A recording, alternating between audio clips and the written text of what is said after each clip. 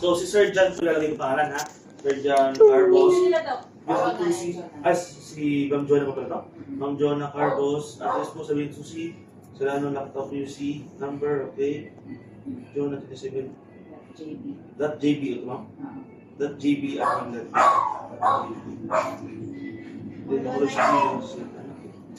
Yun, kukuha tayo ng health certificate kay Johnson. Bali, email na lang sa akin para i-punta na natin kasi mamaya pa daw mag-process dito sa panang sa vet na pinunta namin malapit sa bahay. Yan. Uwi tayo ng Bacolod, Manila to Bacolod. Pag ano, pag GC niya tanong. Yes po, di sila po ito. Tanong na lang mga person. Yes po. Di ba, sir? Ano, comfort kayo ma'am sa GC natin. Thank you, Tito. Thank you po sa Tama kayo pangalan. Yan. Email na sa atin yung certificate ni Johnson sa travel. Then, apply natin na online. Yan. Kasi kung hindi natin ma-apply na online, pupunta talaga tayo dun sa process ng certificate. Yan. Travel tayo ng Baylan. Tama kasi sinalaga. Kailangan natin ng mga certificate para kompleto para wala siyang abala. Ito na. Yan. Oh. Bait ka ngayon ah. Right. Date natin pagka nakasakay na tayo. Kailangan natin ngayon kunin natin para pagsakay natin wala tayong abala. Right. Wait na tayo sa health certificate. Bali 1,000 yung nila. Yung charge nila sa health certificate sa pinakamalapit ng bed ng alaga natin.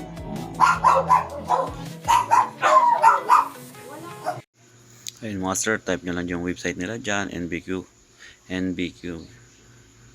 Yan. Then kung baguhan pa lang, ma-register muna kung dati na kayo account, login na lang kayo. Yan, sunod na pagbalik na namin Manila, gagawa kami ulit, maglalagin na lang kami dyan. Kasi may account na si Mrs. dito.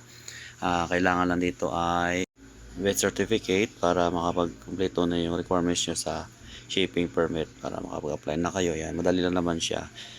Ayun, nandito na tayo ngayon sa Batangas Port. Yun, yung permit natin sa aso natin. Yan, hindi namin nadala, nakalimutan. Hindi wala pwede dito kung soft copy kasi i-stamp nila. Yan, yun. Ngayon, nagpapunta kami doon. Pumunta ako doon sa animal quarantine nila. Yan. Kasi doon i-stamp. Then wala. Ayun, buti na mababait yung staff nila. Pinabigyan doon ng isang print. Sa lahat ng port hanggang Bacolod yan, kaya kailangan daw to. Kaya dapat may hard copy kayo dala. Buti mabait sila doon. Ayos. Makalusot na asa namin. No. Stoy. Lusot na sa saan. Ayos. So na, tantante kung masakay na sa barko. Yan.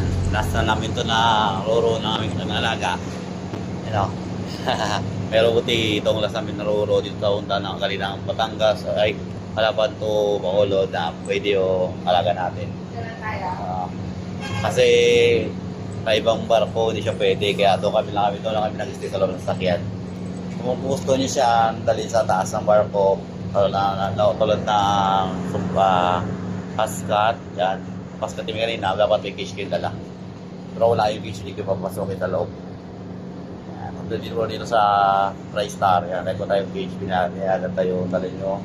Ang aso, ang alaga natin makulitin sa taas. Nakawin na naman kulot. Namin yung alaga. Yun lang, yung mga kailangan, yung travel permit, no? Travel permit ba yun? Then vet certificate yan, madali lang naman kunin. May online naman. Nadala nyo na via roro yung aso nyo, ang alaga nyo. Doon naman may sa Batangas, pero sa iba dito sa terminal dito sa iba, dito sa Mindoro, hindi na may pirang dito sa Lumangas. Pero doon yan sa Batangas, kailangan nyo ng hard copy talaga kasi stamp nila eh. Ayos. Sige na. Paway na tayo na. Bye. Oy, tin. Bye.